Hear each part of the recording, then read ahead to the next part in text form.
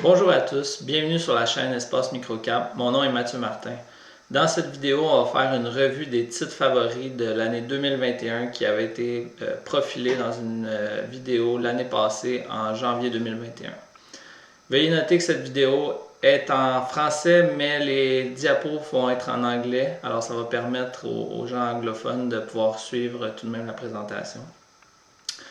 Et finalement, à la fin de la présentation, je vais vous donner les détails de la publication de nos titres favoris pour l'année 2022. Alors avant de commencer, je dois vous mentionner que je suis propriétaire d'Espace Microcap et je suis également gestionnaire de portefeuille pour le fonds Rimont Microcap. Donc, je suis en charge de prendre des décisions d'investissement pour le fonds Rimont Microcap et le fonds peut détenir des positions dans les compagnies dont on va parler aujourd'hui. Les compagnies n'ont pas payé pour être présentées aujourd'hui. Et ce n'est pas de la sollicitation, ce n'est pas des conseils d'investissement, c'est seulement à titre informatif et éducatif.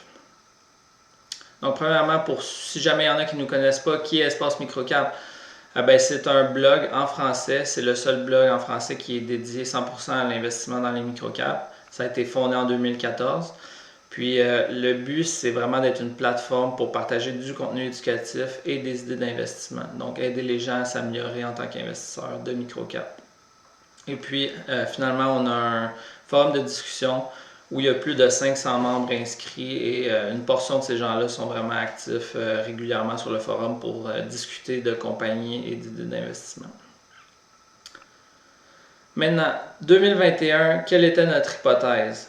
Moi, l'hypothèse que j'avais faite au début de l'année, c'était que l'investissement valeur pourrait faire un retour en force en comparaison avec l'investissement de croissance. Et pourquoi j'avais fait cette hypothèse-là? Première des choses, les titres de croissance ont très bien performé au cours des dernières années, beaucoup plus que les titres de valeur. Donc, éventuellement, on peut s'attendre peut-être à un renversement de tendance.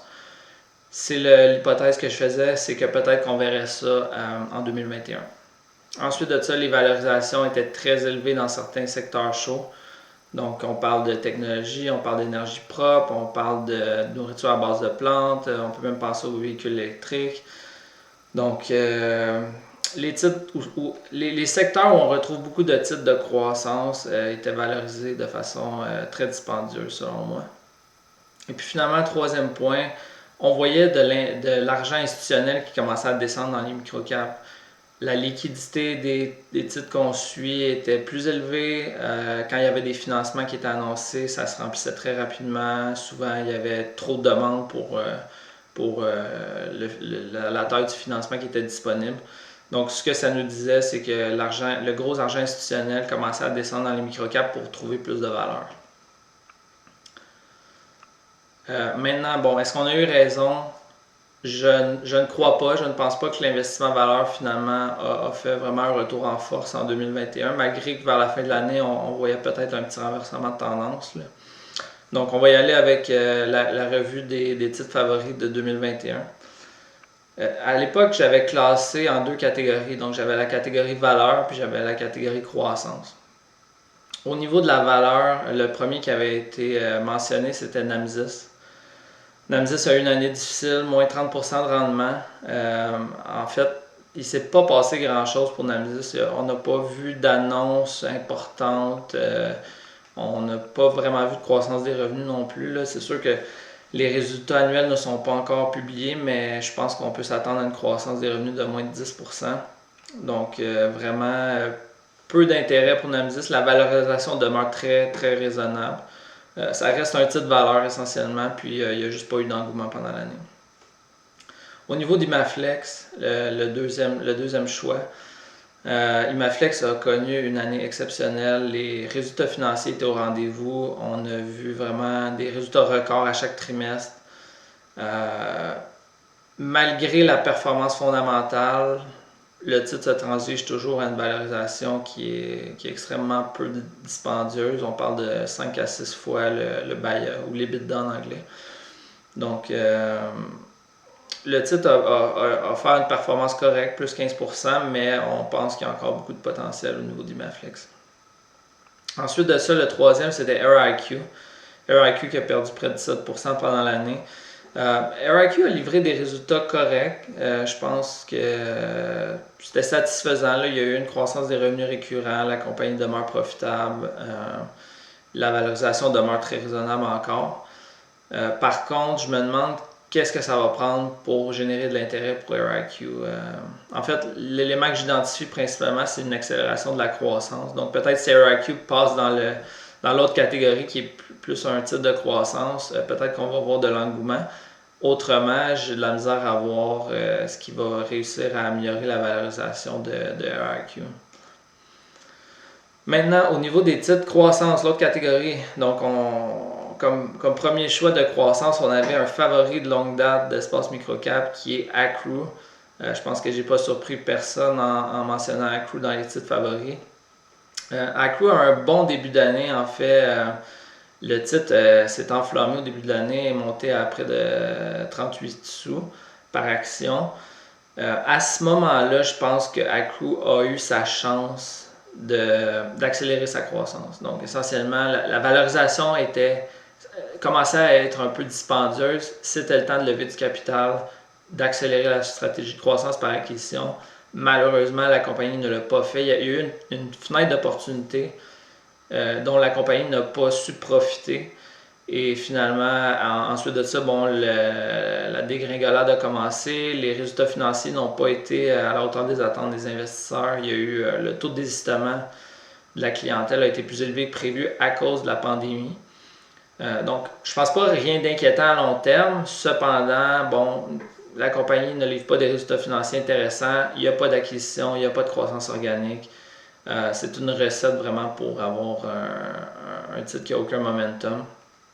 Donc, malheureusement, je pense qu'Accru maintenant est dans une situation un peu plus difficile parce que là, avec le titre qui est revenu autour de 13 sous, c'est pas vraiment intéressant de lever du capital. Donc, difficile de faire des acquisitions. Alors, ce qu'on doit vraiment.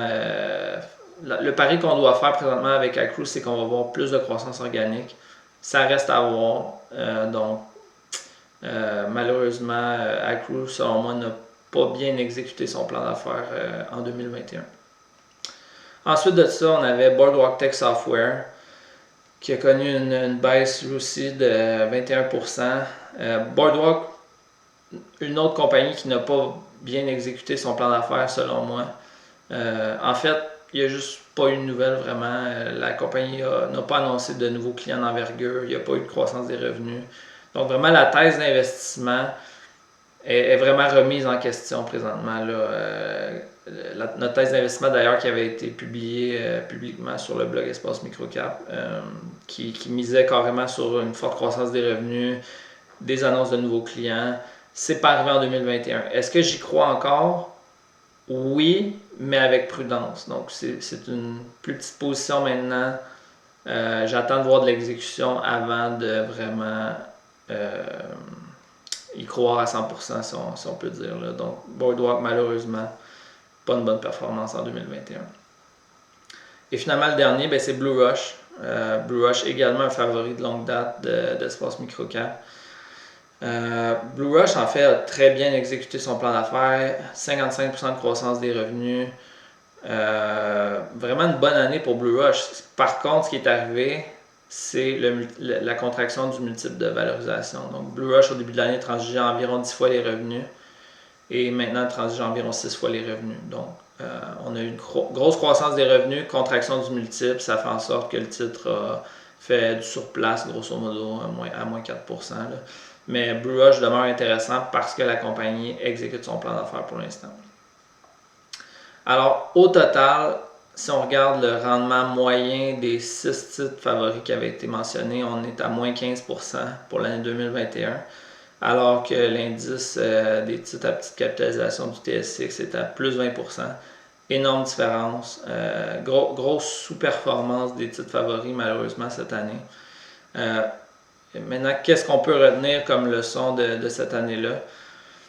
La première des choses, c'est difficile l'investissement. C'est difficile de prédire avec succès qu'est-ce qui va se passer dans une année. Je vous ai mentionné quelques titres que, selon moi, n'ont pas bien exécuté, n'ont pas exécuté leur plan d'affaires avec succès. Et ça, C'était difficile à prédire. J'y croyais. Il y en a certaines que j'y crois encore, mais avec plus de réserve. Donc,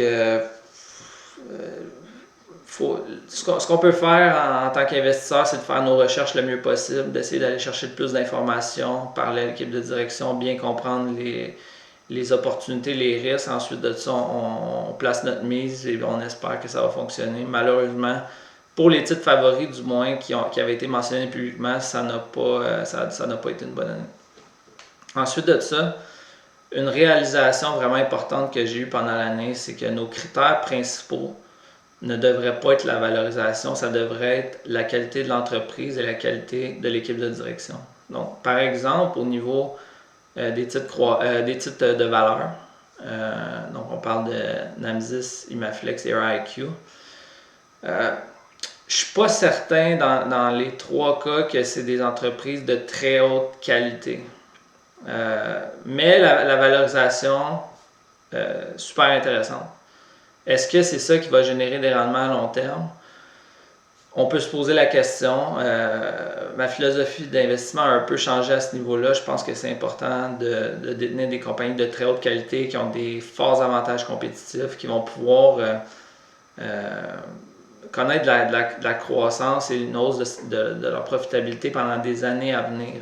Donc, je ne veux pas miser simplement sur une réévaluation du multiple. Un titre qui passe de 6 fois les profits à 10 fois les profits, puis ensuite de ça, il n'y a plus de croissance. C'est pas intéressant. C'est plus intéressant un titre qui va peut-être ranger à 12, 15 fois, 20 fois les profits, mais qui a énormément de croissance pour des années à venir. Puis on veut également une entreprise qui est très bien gérée, qui a une équipe de management exceptionnelle. Puis finalement, le troisième point, c'est que l'exécution avec succès est dur à prévoir. Donc ça revient un peu à mon premier point. L'investissement, c'est difficile. C'est difficile de prévoir les compagnies qui vont exécuter comme il faut. Donc, ce qui est important, c'est de toujours réévaluer le portefeuille, réévaluer quelle compagnie exécute, quelle compagnie n'exécute pas et couper les perdants rapidement.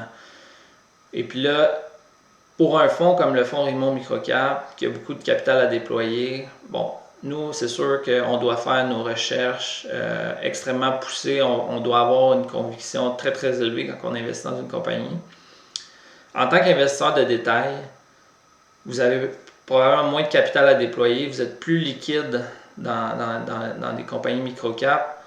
Vous pouvez vous permettre de prendre des décisions plus rapides, d'être moins patient. Une compagnie qui n'exécute pas, parfait, on sort, on passe à autre chose. Donc, attendez pas trop, profitez-en, c'est votre avantage en tant qu'investisseur de détail d'avoir peu de capital puis de pouvoir rentrer et sortir rapidement de position. Donc, je pense que particulièrement pour un investisseur de détail, c'est important d'être décisif. Quand une compagnie n'exécute pas, on vend, on passe à autre chose. Maintenant, pour les titres favoris 2022.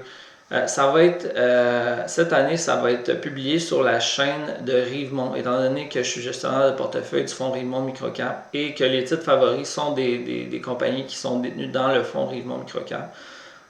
C'était plus logique de partager ces titres favoris-là sur la chaîne de Rivemont. Ça va être le même contenu, essentiellement, il n'y a rien qui change, c'est seulement le canal de distribution qui va être différent, mais le message va être le même. Donc, les titres favoris de Rivemont vont être publiés le 20 janvier à 9h le matin, donc avant l'ouverture du marché. Alors, j'ai très hâte de vous partager ces titres favoris-là. Je vous invite à suivre la chaîne YouTube de Rivemont pour avoir tous les détails et être sûr de ne pas manquer ça. Alors, si vous avez des questions, vous voulez en discuter, gênez-vous pas pour m'écrire. Mon courriel est là. Vous pouvez aussi vous joindre au forum de discussion Espace Microcap, puis venir discuter de toutes les idées d'investissement qu'on a parlé aujourd'hui. Alors, je vous remercie de votre écoute et je vous souhaite une excellente journée.